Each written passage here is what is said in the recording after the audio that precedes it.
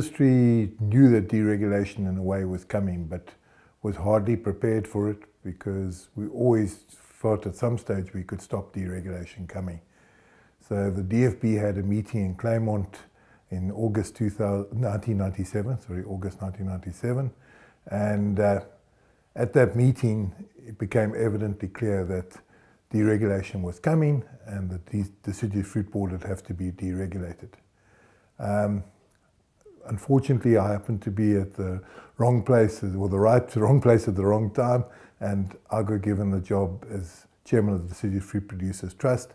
It was going to take over most of the non-marketing roles of the DFB, promotions, research, plant improvement, all those roles. But what happened is that from August till 1st of October 1997, when the industry was deregulated, we went from one exporter exporting the whole crop to 135.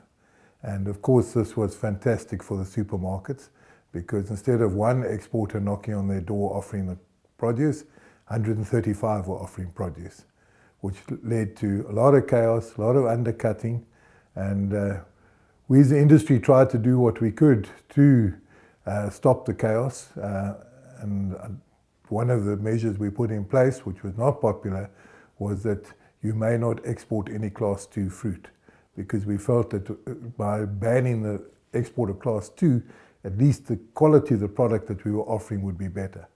It was not a popular move, it was a very unpopular move, and it only lasted a year because it was almost impossible to implement.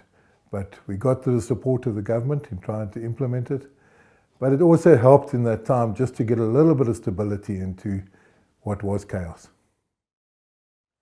1st of October 1997, we took over all these functions that I mentioned previously, but they had to be funded. And my peers and the leaders in the industry said, we will fund it by voluntary levy. And it was a voluntary levy per carton. We looked at various other aspects of trying to fund it, like putting a levy on every carton that was made, but the carton manufacturers weren't prepared to do that. One can see why, because it takes away a competitive edge. So we went to voluntary levies. In 1997, the voluntary levy actually worked quite well. We collected probably 95% of what we should be collected. The following year, we got down to 60%, and that was when things started falling apart, because as soon as you find out your neighbor's not paying, why should you pay? And it was a voluntary levy, so we had no statutory powers. It was people just deciding. I think what must be noted is that actually the table grape industry paid almost 100% all 3 years. It was the apple and pear industry that really stopped paying it towards the end. And that's when I bailed out and said, I don't see any future of this going anywhere. And that's where I admire Anton for hanging in and going the statutory levy route, which we got in 2001 eventually. But we realized then that it had to be a statutory levy. Voluntary just doesn't work. Yes, I think deregulation was brought on to us quite quickly, although the Cassis Commission had already mentioned it a long time before, but we didn't expect Derek Hanekom to bring it as quickly as we did. And I think a lot of people in the industry felt that we could still, some way or other, have single channel marketing. And there was definitely a camp that felt that single channel was the answer, and those that felt that we needed to have a free marketing situation. And I've all along said, actually there's no choice. You either regulate it or deregulate it. There's nothing in between. You can't be half pregnant. So one of the problems when you deregulate and you go from one exporter to 135, anybody can become an exporter. So anyone with a cell phone and a motor car and a fancy tie, he became an exporter. He sometimes didn't even have an office.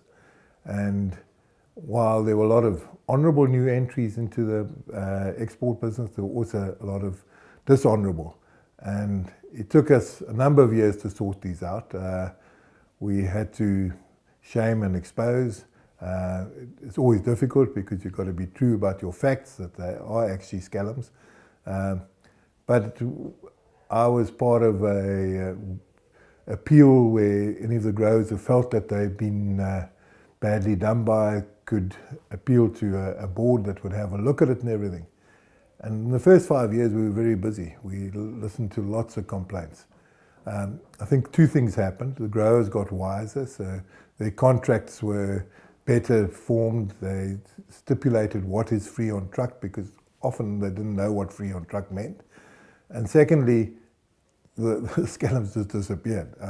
We got rid of them, and so that happened. But also at the same time, what happened is the big got bigger, which is a natural thing.